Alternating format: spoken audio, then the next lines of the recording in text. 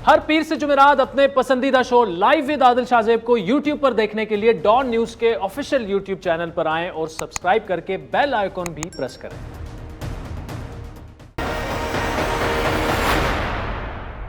अस्सलाम वालेकुम, मैं हूं आदिल शाहजेब। गुज़श्ता कई रोज से जारी क्यासराई और अफवाहों के हवाले से बिल आखिर मंजरनामा वाज़ेह हो चुका है। खुद इमरान खान ने DGISI की हालिया तैनाती के मामले पर लबकुशाई कर दी है। गो कि इमरान खान ने इस मामले को गलत रंग देने का गिला भी किया, लेकिन उनके इस बयान से ये इकरार भी हो चुका है कि मामला अभी तक हल तलब है। आज वफाकी काबीना को एतमाद में लेते हुए इमरान खान का ये कहना था कि हम सब एक पेज पर हैं और जल्द मामला हल कर लेंगे और अहम ओहदों पर तैनाती से मुतालिक जो इख्तिलाफात हैं वो बिल्कुल एग्जिस्ट ही नहीं करते।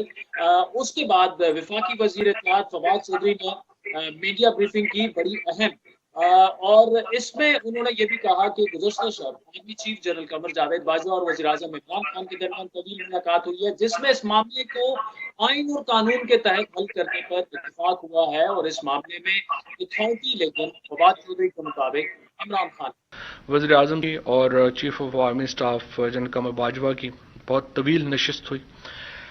जनरल बाजवा और प्राइम मिनिस्टर साहब के आपस में बहुत ही करीबी और बहुत ही खुशगवार ताल्लुकात हैं और नए DGISI की तकर्री के लिए जो कानूनी तरीका है वो इख्तियार किया जाएगा। उसके ऊपर भी दोनों का इत्तफाक राय है। उसमें जो अथॉरिटी है वो वज़ीर आज़म की है। इमरान खान और उनकी हुकूमत की जानिब से इस वाज़े मौक़िफ़ से पहले इस्लामाबाद की सियासी राहदारियों और सोशल मीडिया पर इस मामले पर खुलकर बहस हो रही थी और ये कहा जा रहा था कि एक तनाज़ा बना हुआ था लेकिन अब वो तकरीबन वाज़े हो चुका है। लेकिन आज से पहले इस मामले पर अगर कोई सिर्फ तमाशा देख रहा था वो हुकूमत थी। जब सियासी पंडित और तज्ज़ियाकार इस मामले पर जो है एक पेज को कमजोर होता देख रहे थे। कहा जा रहा था कि जब 6 अक्टूबर को पाक फौज में आला सतह पर तबादले और तकरीरियां की गई तो उससे इमरान खान जो हैं वो कोई ज्यादा मुतमिन नहीं है, और यही वजह है कि अभी तक उन मखसूस तैनातियों का नोटिफिकेशन जो है वो जारी नहीं हो सका, जिसके बाद इस तासुर ने तकवीयत ली के कुछ ना कुछ मामला जो है वो मामला जो है वो हल तलब है। इस मामले के ताहाल हल ना होने से मुतालिक वजीर आजम ने तो आज इकरार किया, लेकिन गुज़श्ते रोज वफाकी वजीर शेख रशीद जो कि इन मामलात पर बड़ी खुल के गुफ्तगू करते हैं, उन्होंने ये तस्दीक कर दी थी कि अभी मामला हल नहीं हुआ। लेकिन साथ में उन्होंने ये कहा था कि इस पर जो ऑफिशियल बयान है वो फवाद चौधरी या परवेज खट्टक ही दें। बज़ाहिर तो ये लग रहा है कि नुकसान है, लेकिन फिलहाल ये कहना कबल अज़ वक्त होगा। लेकिन इस मामले ने अपोजिशन को जरूर एक मौका फराम कर दिया है कि वो हुकूमत की जानिब से जो एक पेज का दावा है उसको चोट लगा सके। और लेकिन हमें कम से कम मेच्योरिटी ओपोजिशन की जानिब से नजर आ रही है कि वो कम से कम इन हसास मामलात पर हमें सियासत करते नजर नहीं आ रहे। अहम बात यह भी है कि ओपोजिशन की आला तरीन क़यादत ने इस मामले पर हुकूमत को आड़े हाथों लिया था और हुकूमत पर मोदी से भी ज्यादा इदारे को नुकसान पहुंचाने का संगीन इल्जाम लगाया था। गो के फवाद चौधरी ने अपनी प्रेस कॉन्फ्रेंस में सवाल का जवाब देने से एहतियात बरती कि ऐलान करदा तैनातों पर ही जो है वो वही होंगी, उसमें कोई चेंजेस नहीं होंगी। लेकिन कुछ मीडिया रिपोर्ट्स के मुताबिक गुज़श्ता शब होने वाली मुलाकात में ऐलान करदा तैनातों से मुतालिक ही जल्द नोटिफिकेशन जारी करने पर इत्तेफाक हो चुका था, लेकिन अभी तक वो नोटिफिकेशन जारी नहीं हुआ। वज़ीर आज़म के बयान के मुताबिक ये मामला अब खुश असलूबी से अपने मंतकी अंजाम तक पहुंचता दिख रहा है। लेकिन इस हालिया तनाज़े ने एक बार फिर हुकूमत का जो मामलात हैंडल करने की सलाहियत है, इससे पहले आर्मी चीफ की एक्सटेंशन वाला मामला था या ये अब मामला है, उस पर यकीनी तौर पर सवालिया निशान जरूर खड़े किए हैं। इस पर तफसीली गुफ्तगू करेंगे। दिफाई तज्जियाकार lieutenant general retired Ghulam Mustafa साहब हमारे साथ मौजूद हैं। जन साहब, thank you so much for joining अस। एक जो सवाल बार बार मेरे जहन में आ रहा है वो ये है कि ये मामला इतना पेचीदा नहीं था जितना पेचीदा गवर्नमेंट ने इसे बना दिया है। इससे पहले आर्मी चीफ की एक्सटेंशन वाला मामला, अब देखिए इतनी हसास अपॉइंटमेंट्स और वो सारे, तो ये मामला मतलब तूल क्यों पकड़ रहा है और उससे आपके ख्याल में नुकसान क्या हो सकता है? देखिए, सबसे बड़ा जो नुकसान है वो हुकूमत का अपना है। ये जो फैसला साजी है या इनका जो इश्यूज को मैनेज करने का तरीकाकार है, ये जो एबिलिटी है वो स्टेक पे लग जाती है। ये इतना बड़ा, जिससे आपने कहा, इशू नहीं था ये। बड़ा सिंपल तरीकेकार है इसका, कोई इतनी बड़ी कानून भी इन्वॉल्व नहीं है इसमें। कि जब आपने पुराने DIC को चेंज करना है, चीफ आर्मी साहब जाकर डिस्कस करते हैं कि भाई ये उनकी सर्विस रिक्वायरमेंट है, ये to go and command a corps. इसी आप प्राइम मिनिस्टर कहते हैं ठीक है, okay fine, agree with you, और I don't agree with you, that's should finish the matter there. तो प्राइम मिनिस्टर का किसी ने ये शक नहीं किया कि प्राइम मिनिस्टर का इख्तियार है ये, this is solely prime minister prerogative. Next जब एग्री कर गए हैं तो फिर आप लिस्ट दे देते हैं प्राइम चीफ आर्मी स्टाफ, क्योंकि प्राइम मिनिस्टर तो सबको नहीं जानते आर्मी में कौन कौन क्या बैठे हुए हैं, इसलिए बता दें कि ये अवेलेबल है, इनमें से ये हम समझते हैं कि आप कंसिडर कर लें। तो प्राइम मिनिस्टर एक नाम टिक कर देते हैं, तो वर्बल अप्रूवल जब हो जाता है तो पोस्टिंग ऑर्डर इशू हो जाता है, और उसके बाद जो प्रोसेस फॉलो करता है, तो उस प्रोसेस को हमने इतना कॉम्प्लिकेट कर लिया अपने लिए समवेयर, आई थिंक, क्योंकि आर्मी का तो ये रूटीन का मैटर है ना, आर्मी को तो इनमें इतना इश्यूज होता नहीं है कभी। पहली दफा तो नहीं है कि ये मुकर्रर हुआ कि आर्मी चीफ मुकर्रर हुए हैं, इससे पहले भी जब मियां नवाज शरीफ जब प्राइम मिनिस्टर थे पहली दूसरी दफा, तो जनरल मुशर्रफ को चीफ आर्मी स्टाफ बनाया गया, तो उस वक्त DIC चेंज होने थे। जनरल मुशर्रफ गए जाकर नाम दिए, तो प्राइम मिनिस्टर ने कहा जी I need general Ziauddin Bhatt, और जयाउद्दीन भट्ट को जनरल मुशर्रफ ने CGS के लिए नॉमिनेट किया हुआ था। तो प्राइम मिनिस्टर ने कहा तो ठीक है, ये टू गिव दैट नेम, खत्म होगी बात। तो अब भी ये हो जाना चाहिए था, खत्म हो गया बात। वर्बल अप्रूवल के बाद ही पोस्टिंग ऑर्डर इशू होता है, तो उसके बाद अगर कोई प्रोसीजर मैटर कहीं फंस के रह गया है, उसको एक दिन या 2 दिन में रिजॉल्व हो जाना चाहिए था। उसको इतना ये बढ़ा चढ़ा के आपने पेश कर दिया, तो ये मैं बात करूं। दूसरा, आपने उस इदारे की क्रेडिबिलिटी को दांव पे लगा दिया है कि जिसका सरबराह मुकर्रर करने में आपके आर्मी चीफ या प्राइम मिनिस्टर या आर्मी हेडक्वार्टर में या प्राइम मिनिस्टर ऑफिस में कोई तलखी हो गई है, तो नुकसान आप देखिए। मुल्क को पिछले दिनों से 3-4-5 दिनों से बहस ये चल रही सोशल मीडिया पे, इंटरनेशनली हम क्या अपने आपको पेश कर रहे हैं, कैसे पेश कर रहे हैं ये इतने से छोटे से इशू को, जो इन टर्म्स ऑफ अपॉइंटमेंट तो बहुत सेंसिटिव है, बट टर्म्स ऑफ क्या कहते हैं प्रोसीजर तो बड़ा सिंपल है। इसको हमने अगर इशू बना लिया अपने लिए, तो ये किसकी आपको नजर आता है कि भाई किसके फेवर में जाएगी ये चीज? पाकिस्तान को ओवरऑल ठीक है जन साहब, मैं सर्टनली बहुत से पॉइंट से आपसे एग्री कर रहा हूं, लेकिन यहाँ पर और खुसूसन इनसे कि इससे मुल्क की सुबकी हो रही है, शर्मिंदगी उठाना पड़ रही है इंटरनेशनली पाकिस्तान को, और एक ऐसे वक्त में जब पाकिस्तान को स्केप गोट बनाने की तैयारी हो रही है अफगानिस्तान के कॉन्टेक्स्ट में, हमारे रीजनल चैलेंजेस हैं। एक जन साहब आपने ये कहा कि वर्बली प्राइम मिनिस्टर ने एग्री कर दिया था, तो फिर तो मामला कुछ रह नहीं जाना चाहिए कि अगर आप वर्बली एग्री कर लेते हैं, इसका मतलब कि आप प्राइम मिनिस्टर हैं, आप अगर एक बात कर देते हैं तो फिर उससे तो पीछे हटना या उसके बाद उस पर सोचना, तो वो ऐसे ही होता है ना कि वो लड़ाई के बाद जो मौका आपको वो याद आता है, तो वो क्या करना चाहिए। सो इट्स मतलब आप ये कह रहे हैं कि एग्री कर चुके थे प्राइम मिनिस्टर, तो फिर तो मामला नहीं इतना पेचीदा होना चाहिए। देखिए, that is my understanding of the process जो फॉलो होता रहा आज तक जी, क्योंकि उसके बगैर आर्मी उसका पोस्टिंग ऑर्डर इशू कर नहीं सकती, ISPR उसको अनाउंस कर नहीं सकती, क्योंकि प्रोग्रेटिव प्राइम मिनिस्टर का सोलली और कोई इसमें इन्वॉल्व नहीं है इसमें। इसलिए मैं ये बात आपसे कह रहा हूं ना कि भाई चीफ आर्मी स्टाफ ने जब डिस्कशन के बाद आके जब पोस्टिंग ऑर्डर 6 तारीख को अनाउंस हो गया, तो that I take it for granted कि ये प्राइम मिनिस्टर का अप्रूवल के बगैर हो नहीं सकता, क्योंकि प्रोग्रेटिव उनका है, प्राइम मिनिस्टर का है। इसके बाद अगर कोई जो प्रोसीजर हिच है कोई, तो वो प्रोसीजर हिच तो दूर करने में इतना बड़ा टाइम लगना नहीं चाहिए था हमें। इसको अगर हमने अपने लिए इशू बना लिया आदिल, तो हम इमेजिन करें कितने बड़े बड़े इशू की आप बात कर रहे हैं, और जो रियल इश्यूज है पाकिस्तान में उसमें तो बात हम कर नहीं रहे।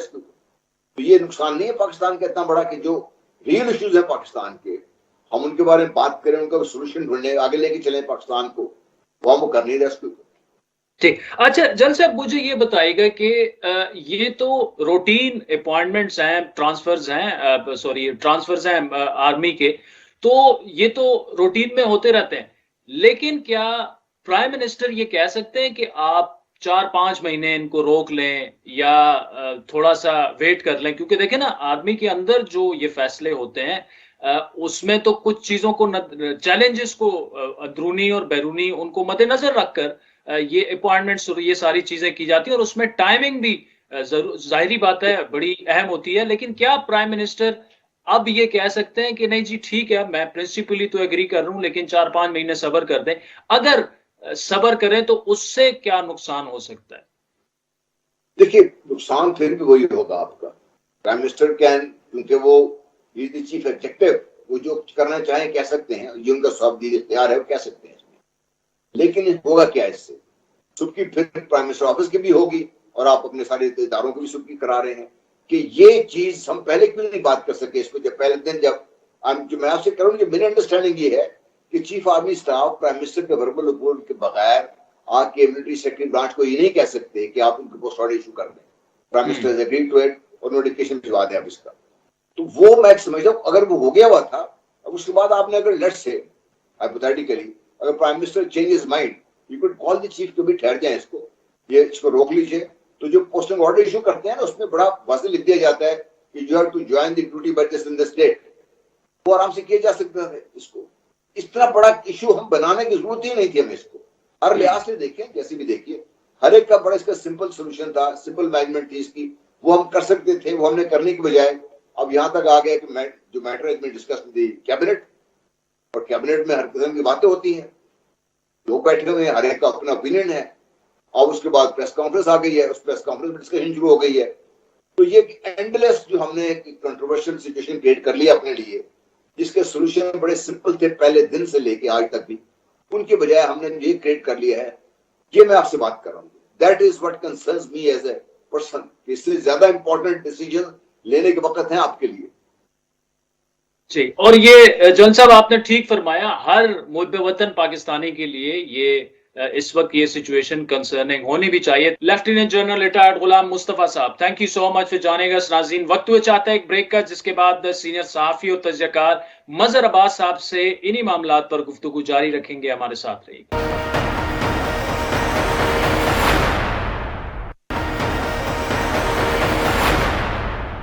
वेलकम बैक नाज़रीन। सीनियर सहाफी और तजज़ियाकार मजहर अब्बास साहब हमारे साथ मौजूद हैं। मजहर साहब, thank you so much for joining अस। पिछले 6-7 दिनों में जो अपॉइंटमेंट्स वगैरह हुई, बड़ी अहम, बड़ी हसास अपॉइंटमेंट्स हुई, और उसके बाद एक जो पॉलिटिकल सिचुएशन इस वक्त बन चुकी है, एक डेडलॉक सा भी हमें नजर आ रहा है। क्या ये आप हल होता देख रहे हैं? इससे क्या आप समझते हैं कि इमरान खान साहब के लिए सियासी फ्रंट पे भी मुश्किलात बढ़ सकती हैं? देखिए, रिजॉल्व तो हो जाएगा, जाहिर है आज 12 अक्टूबर है, लेकिन शायद 12 अक्टूबर तो ना हो।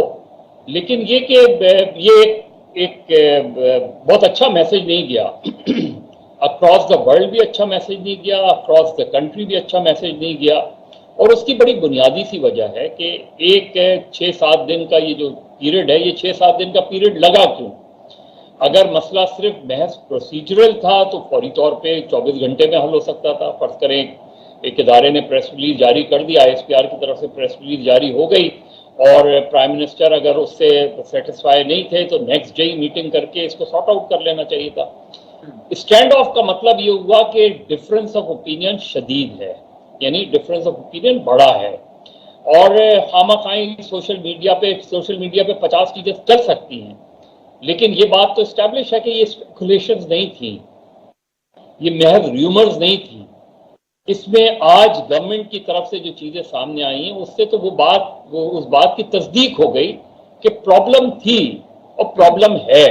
और अब इस वक्त जिस वक्त हम बात कर रहे हैं तो प्रॉब्लम रिजॉल्व नहीं हुई है। अब प्रॉब्लम रिजॉल्व 2 तरीके से हो सकती है, या तो ये कि पुराना प्रेस रिलीज को एक्सेप्ट किया जाए और उसको किसी नई वर्डिंग्स के साथ वही चीज इशू कर दी जाए। लेकिन अगर कुछ चेंजेस होती हैं और कोई नया प्रेस रिलीज जारी होता है तो फिर ये जो है ये थोड़ा सा एम्बैरेसमेंट होगी उस इदारे के लिए।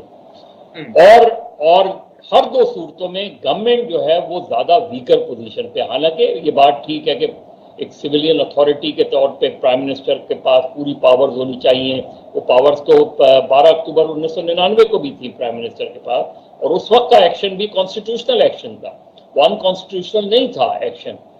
लेकिन प्रोसीजरल, उधर भी प्रोसीजर प्रॉब्लम था कि जी आप इंतजार कर लेते, कोलंबो से आ जाते, फिर ये कर लेते। आज भी जो मसला खड़ा है वो गवर्नमेंट, अब आप फवाद चौधरी साहब की बातचीत सुन लें, उनके बयान सुन लें कि जी प्राइम मिनिस्टर अथॉरिटी होता है, तो भाई इसको किसने चैलेंज किया है? क्या चैलेंज हुआ है? देखिए उससे तासुर क्या मिल रहा है। जब आप ये एक इंफॉर्मेशन मिनिस्टर, गवर्नमेंट स्पोक्समैन ये कहे कि जी प्राइम मिनिस्टर अथॉरिटी होता है, तो बिल्कुल होता है, लेकिन आपको ये कहने की जरूरत क्यों पड़ रही है? आप जब ये कहें कि जी मामले को गलत रंग ना दिया जाए, मामला हल हो जाएगा, तो इसका मतलब है मामला तो मौजूद है। तो मामला दो फरीक के दरमियान हुआ है ना, कोई एक फरीक के दरमियान। तो प्रॉब्लम इमर्ज हुई। प्रॉब्लम इमर्ज क्यों हुई? जो मेरी इत्तला है प्रॉब्लम इमर्ज होने की, वो ये है कि ये बात प्राइम मिनिस्टर को कही गई थी कि जी अक्टूबर में चेंजेस होती हैं, और वो चेंजेस ये हैं। और जो अहम पोजीशन थी उसके बारे में ये कहा गया था कि चूंकि अब इन्होंने 2 साल कर लिए हैं, तो लिहाजा अब इनका ट्रांसफर जो है वो जरूरी है, और जो भी उसको लाना है उसमें।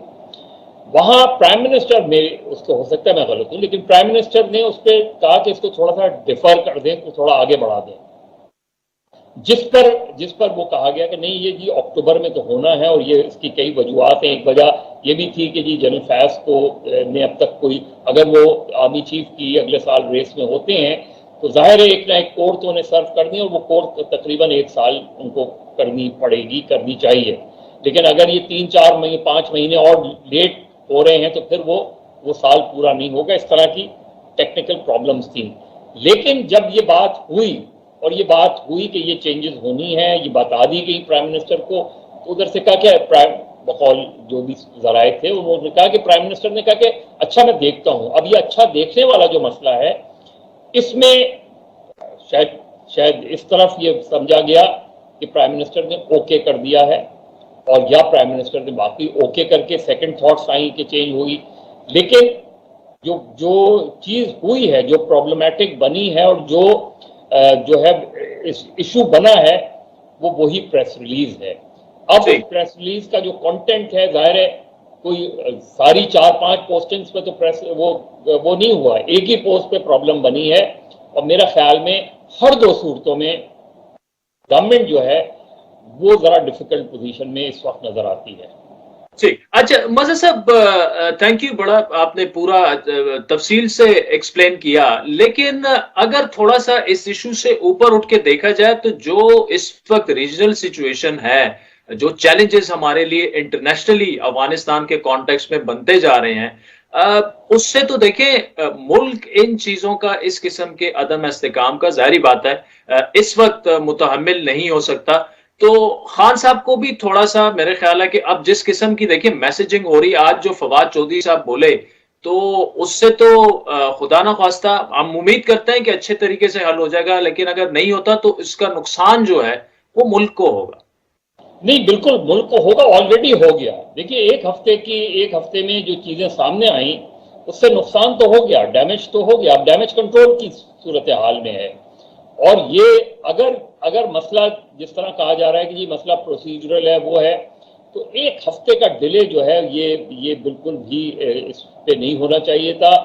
देखिए इंस्टीट्यूशंस इंपॉर्टेंट होते हैं। अगर फर्ज करें आईएसआई चीफ का मसला है, तो आईएसआई चीफ का मसला अगर एक प्रेस रिलीज में जारी हो गया आईएसपीआर की कि जी जनरल नदीम जो है वो नेक्स्ट आईएसआई चीफ होंगे, और उसकी वजह से ये कहा जाए कि आईएसआई चीफ का मसला हल हो जाएगा, इसका मतलब ये कि या तो आपको जनरल नदीम पे एतराज है, या आप जनरल फैज को बरकरार रखना चाहते हैं, या आप किसी और जनरल को लाना चाहते हैं।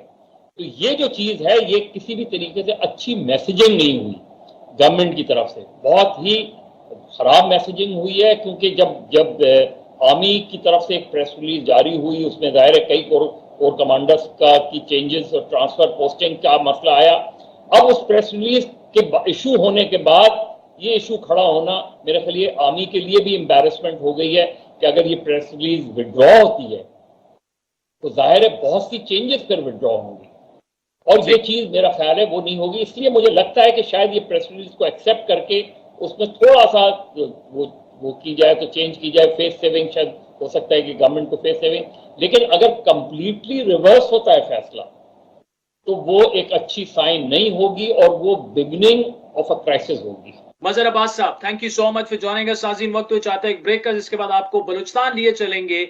बताया ये जा रहा है कि जाम कमाल साहब जो हैं वहां पर ट्रबल में है। 19 तारीख को तहरीक अदम एतमाद ट्रबल होनी है, जिसमें उनको बज़ाहिर ये लग रहा है कि वो अक्सरियत खो चुके हैं। लेकिन हमारी इतलात ये भी हैं कि जिन 14 अपने उनके लोग हैं बाप पार्टी के मुनहरिफ, उनमें से शायद कुछ लोगों से उनके राब्ते भी हुए हैं, और वो मनाने में शायद उनको कुछ लोगों को कामयाब भी हो जाएंगे। लेकिन वहां पर तहरीक-ए-इंसाफ क्या करेगी, तहरीक-ए-इंसाफ क्या सोच रही है? पीटीआई बलूचिस्तान के सदर सरदार यार मोहम्मद रिंद हमें ज्वाइन करेंगे, हमारे साथ रहिए।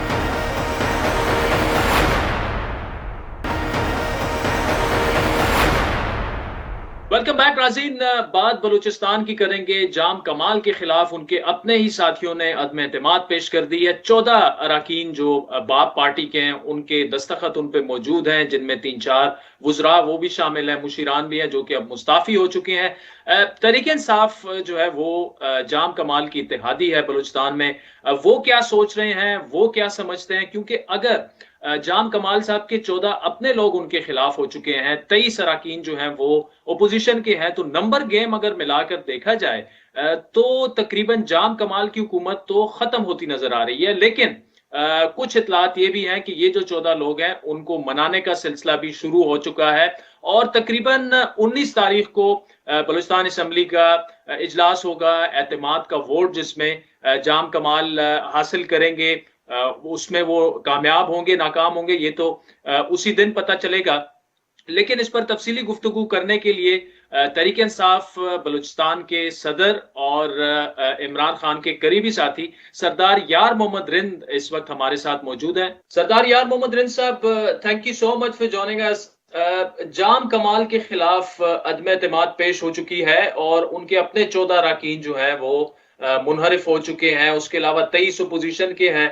तो नंबर गेम में लग रहा ये है कि जाम साहब को इतनी हिमायत हासिल नहीं है। तहरीक इंसाफ, आप उनके इत्तेहादी हैं, ऑल्दो आपकी नाराजियां भी रही हैं माजी करीब तक, तो क्या आपका क्या फैसला है? क्या आप जाम कमाल को सपोर्ट करेंगे, आप वोट ही नहीं डालेंगे या उनके अगेंस्ट वोट डालेंगे?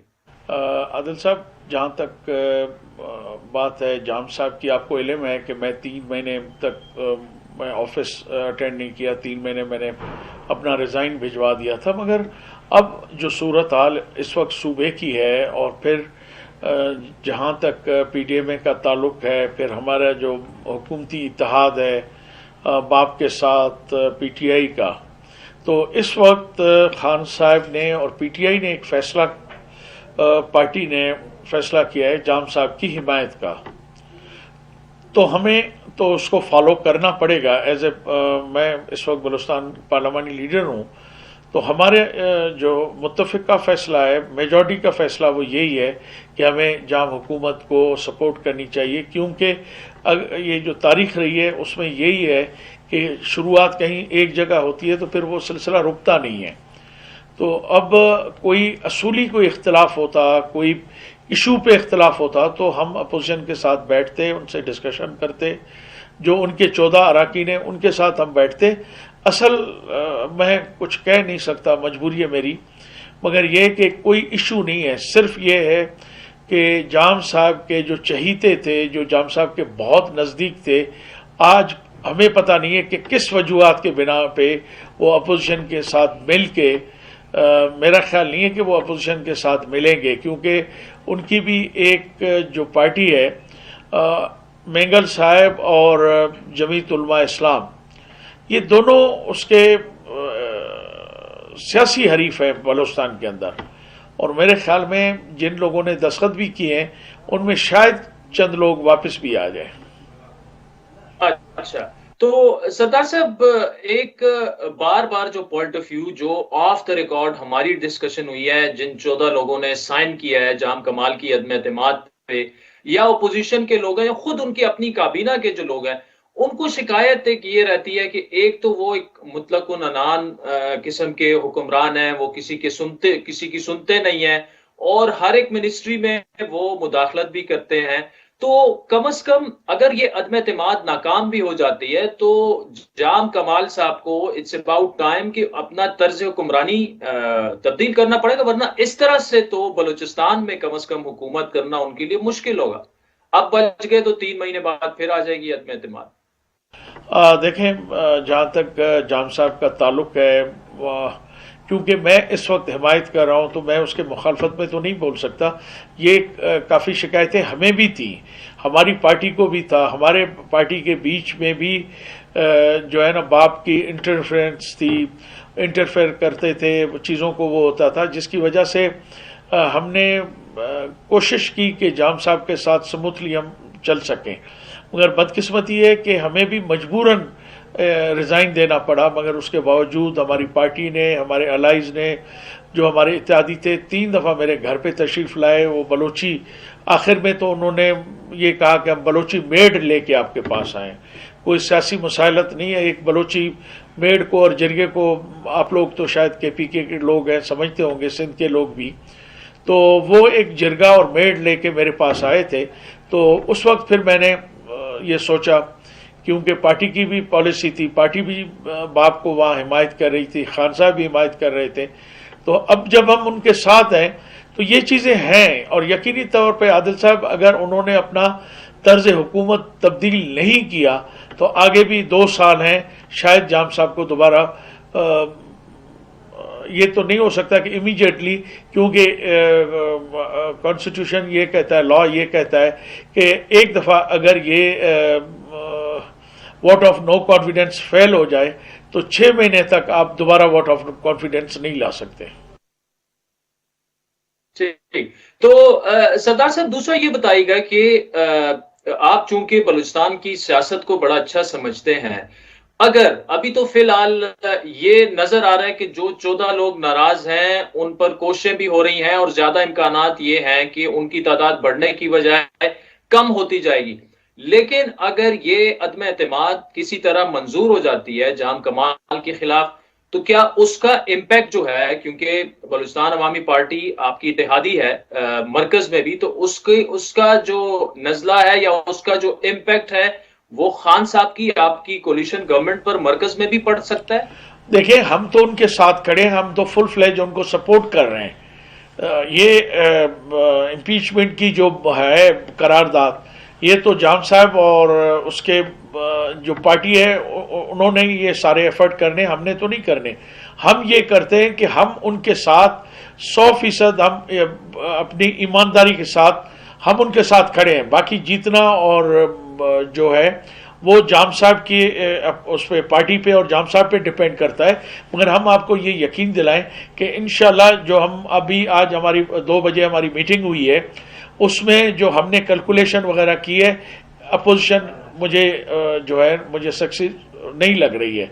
इंशाल्लाह ये जो कामयाबी है ये जाम साहब को मिलेगी और उसकी इत्यादी जमायतों को। सरदार साहब, आखिर में ये बताइएगा कि 4था साल तहरीक इंसाफ की हुकूमत को मरकज में भी और बलूचिस्तान में भी आप इत्तेहादी हैं, हुकूमत में हैं, तो जो अवाम से आप लोगों ने वादे किए थे, जो तब्दीली का एक नारा था वो था, क्या वो उस तरह से पूरे कर पाए हैं या अभी पहाड़ सर करना है? अभी तो 2 साल आपके पास हैं, लेकिन उतनी तेजी से आप लोग परफॉर्म नहीं कर पाए, तो ये कितना बड़ा चैलेंज होगा तहरीक इंसाफ के लिए ओवरऑल?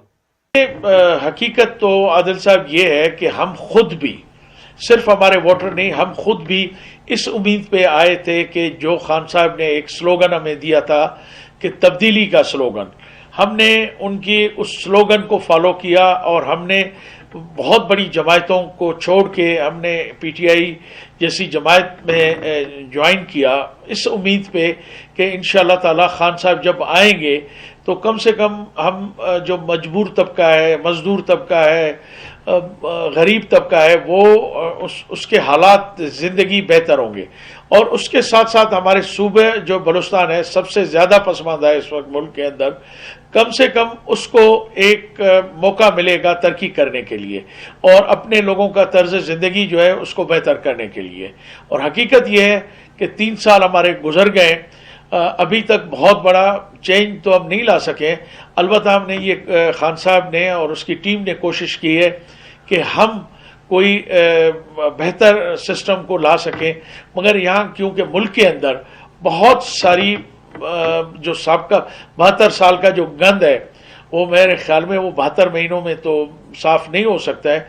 मगर खान साहब जो कोशिश कर रहे हैं वो अभी तक तो कोई ऐसा बड़ी कोई चीज़ चेंज हम नहीं ला सके। अलबत्ता चेंज लाने के लिए खान साहब और उसकी टीम रात दिन कोशिश कर रही है और मुझे उम्मीद है कि अगले 2 साल में बहुत कुछ हम कोशिश करेंगे डिलीवर करने की। मगर क्योंकि खान साहब की टीम के ऊपर बहुत सारे एतराज़ात उठ रहे हैं तो मुझे यकीन है कि खान साहब अपनी टीम से कोई बेहतर काम ले सकेंगे और आवाम के लिए कोई बेहतर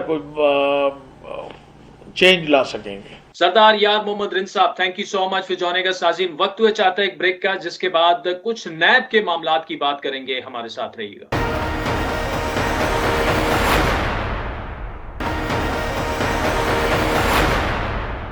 वेलकम बैक नाज़रीन। नैब तरमीमी ऑर्डिनेंस के बाद LNG रेफरेंस चल सकता है या नहीं, अहम केस में अहम तरीन मोड़ इस वक्त आ चुका है। हुकूमत की जानिब से नैब तरमीमी ऑर्डिनेंस के इजरा के साथ ही अरबों रुपए के LNG केस में मुलजिमान ने उनके खिलाफ जो रेफरेंस खारिज जो हुआ था वो खारिज करने की इस्तदा कर दी है। लेकिन इस केस के हाई प्रोफाइल मुलजिमान और बिलतरतीब 7 माह और 4 माह तक जेर हिरासत रहने वाले नून लीग के सीनियर नायब सदर शाहिद खाकान अब्बासी और साबिक वजीर खजाना मिफ्ता इस्माइल ने इस नए ऑर्डिनेंस के तहत किसी भी किस्म का इस्तिस्ना या रिलीफ लेने से इनकार कर दिया है। जब से नैब तरमीमी ऑर्डिनेंस आया तब से अहम केसेस पर असरअंदाज होना भी शुरू हो गया और मुख्तलिफ किस्म की तशरीहात उसकी सामने आ रही हैं। आज एहतसाब अदालत में LNG रेफरेंस पर जो ट्रायल था उसका अमल आगे ना बढ़ सका, क्योंकि केस शुरू होते ही मुलजिमान ने एहतसाब अदालत से रेफरेंस खारिज करने की दरख्वास्त कर दी। लेकिन शाहिद खाकान अब्बासी और मिफ्ता इस्माइल के वकला बैरिस्टर जफरुल्लाह ने मौकिफ अपनाया कि हम अपने लिए इस ऑर्डिनेंस के तहत रिलीफ नहीं मांग रहे।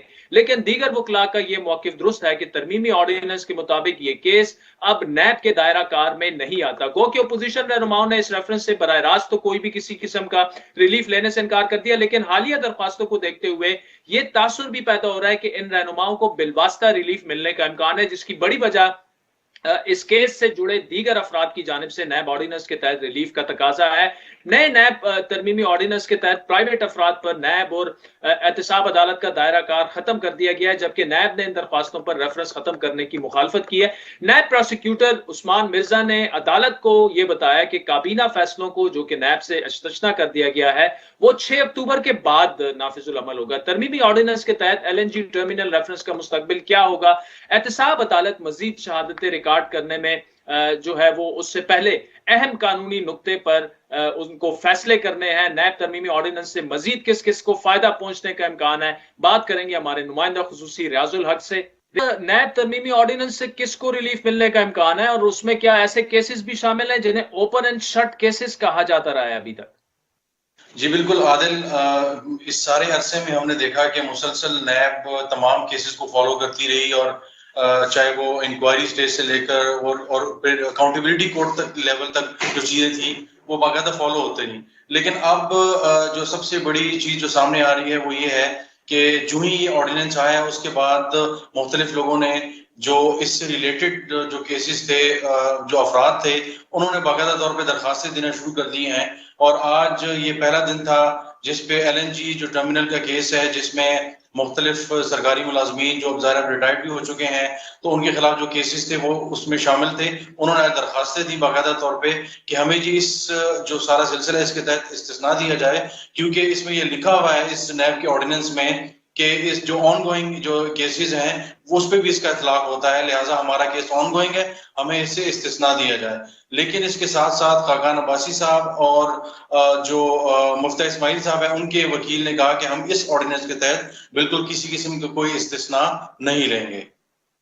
ठीक है, अच्छा ये बताइएगा रियाज कि खुद नैब के अंदर जो आपके जराए हैं वो क्या कहते हैं, क्योंकि इनमें से ऐसे केसेस हैं कि नैब ने साल उन पे मेहनत भी किया, ऑल्दो बड़े कम केसेस जो हैं वो प्रोसिक्यूशन फिर आगे जाके प्रूव कर पाई है। लेकिन ये जो तरमीमी ऑर्डिनेंस आ गया है इससे तो अगर काफी केसेस बंद होते हैं तो वो खुद नैब के लिए कितना डैमेजिंग है, अंदर क्या सोच पाई जाती है?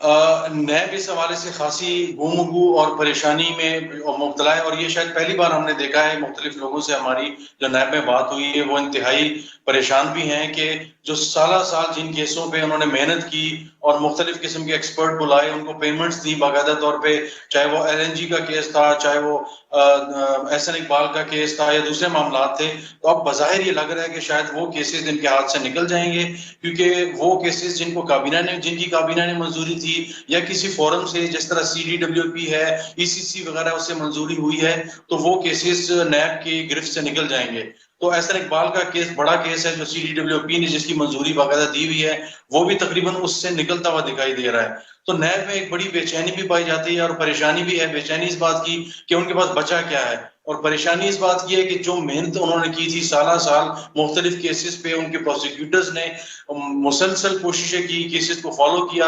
अब ऐसा लग रहा है कि शायद बहुत सी चीजें उनके हाथों से निकल रही हैं, जिसमें शायद खाकान अब्बासी साहब, मिफ्ता इस्माइल साहब, एहसन इकबाल का केस, जिसको बड़ी दिलजमी से ये परसू करते रहे, लेकिन फिलहाल ऐसा लग रहा है कि बहुत सी चीजें अब उनके हाथ में नहीं रहेंगी।